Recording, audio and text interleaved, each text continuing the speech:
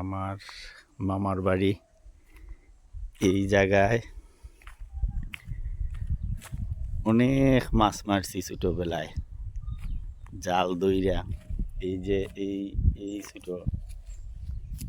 এই যে নালা দিয়া ওইদিকে পানি আসতো বন্যা বা বৈশাখ মাসে।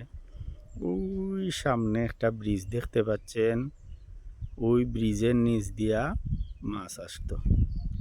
তো এইখানে এই যে বড় পুকুর পাড়ের পাশ দিয়ে এই যে ওইদিকে পানি প্রবাহিত হতো, আর এখানে আমি জাল ধরে অনেক দিন মাছ ধরেছি। অনেক স্মৃতি এখানে জড়িত। এই যে হচ্ছে তাদের আহর, এই সামনে এইখানে আমাদের জায়গা।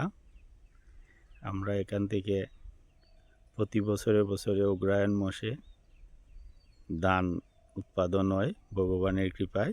এখান থেকে আমরা ধান নেই, আর এইটা দিয়ে আমাদের বছরের খুরাক হয়। ভগবানের কাছে যথেষ্ট কৃতজ্ঞ যে আমরা এইখানে সামান্য জায়গা ক্রয় করতে পারছি। বাবারও জায়গা আছে প্রায় 4-5 কিয়ারের মতো। আজকে অনেক দিন পর মামা বাড়ি আসলাম, ভাবলাম যে এই স্মৃতিগুলো একটু রেকর্ড করি, আর এই রেকর্ডটা প্রিয় মানুষগুলোর সাথে শেয়ার করব। এই হচ্ছে মামার বাড়ির ভিতরে ঢোকার রাস্তা।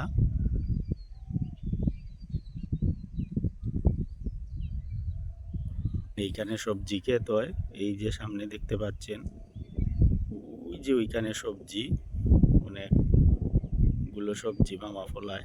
ওইখান থেকে আমরা অনেক সময় সবজি নেই। একটু সামনে যাই, গিয়ে একটু পুকুরের দিকে, ওই যে দেখতে পাচ্ছে, এই যে দেখো, এই যে জাল, এই জালে আমরা অনেক দিন পুকুর থেকে চিতল মাছ মারতাম। অনেকগুলো চিতল মাছ এই জাল দিয়ে এখানে ধরছি। এই যে এখানে অনেক স্মৃতি জড়িত। এই পুকুরের পাশ দিয়ে এদিকে জলাশয়, যাকে আসলে লোকাল ভাষায় বলে নালা। এই নালা দিয়ে পানি যায়, এইখানে বর্ষার সিজনে আমরা মাছ ধরি। এখন আর এইরকম আসা যাওয়া নাই, মাছও তেমন আগের মতো নাই।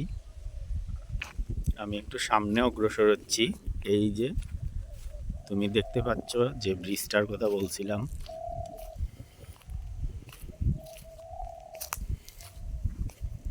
এই ব্রিজ দিয়ে,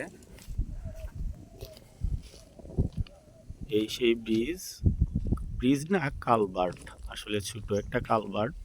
এই কালভার্ট থেকে আমরা অনেকগুলো মাছ এইখান থেকে আমরা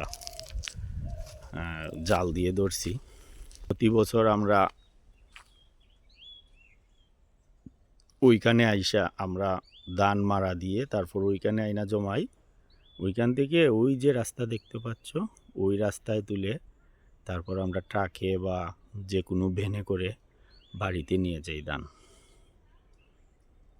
এই যে গ্রামের প্রকৃতি খুব সুন্দর, অপরূপ সৌন্দর্য গ্রাম।